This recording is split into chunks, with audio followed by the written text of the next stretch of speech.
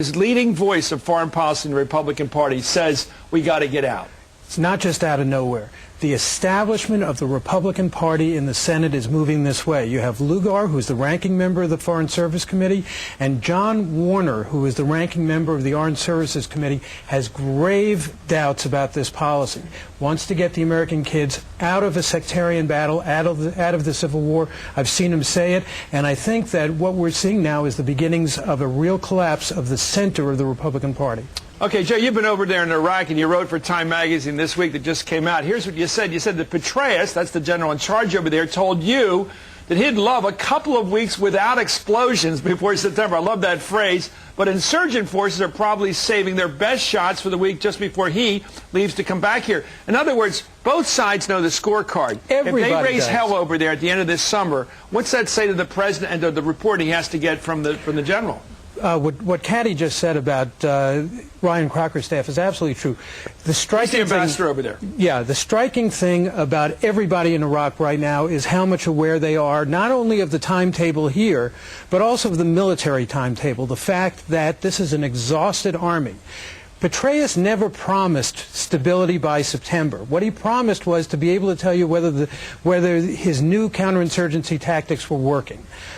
You're not going to see stability by September, and I think that what you're going to see in September is a tremendous, and even before then, a tremendous desire here for a drawdown.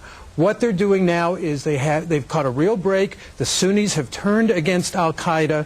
They may be able to make some real progress against al-Qaeda this summer, but that still leaves this sectarian battle between Sunnis and Shia in Iraq that is unsolvable by Americans. In your report, only about 5% of the people fighting and killing over there are al-Qaeda, right? Right, but they're doing 95% of the bombings. But the trouble is with that bright spot, which is what the military keeps talking about, and which those people here in Washington who want the surge to continue and the policy to continue keep talking about, is look at Al-Anbar. We're having successes there.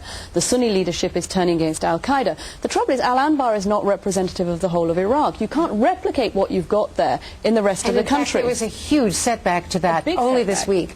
The bombing in Baghdad that took out 4 sheikhs from Anbar province who were the leaders there who were cooperating with the American military. That was a devastating blow. Which could have been worse. Let me try to turn this back to the way most people watching look at this war, the way Americans are doing.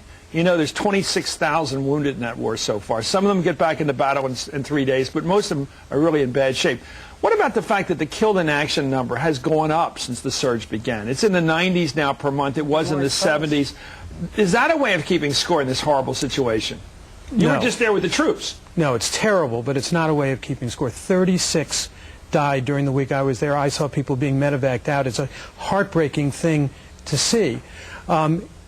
The way to keep score about this is to see whether the Iraqis can knit themselves back together. And there is absolutely no evidence, the exact opposite of evidence, that they're going to do that. Ryan Crocker, the ambassador, said to me, we're about to get this, hydrocarbon law. They're about to divide the proceeds of the oil money. He said, we wasted so much time and effort trying to get the Iraqis to do that we've lost the time where they should have been really horse trading and making a deal for how this country is going to be run in the future.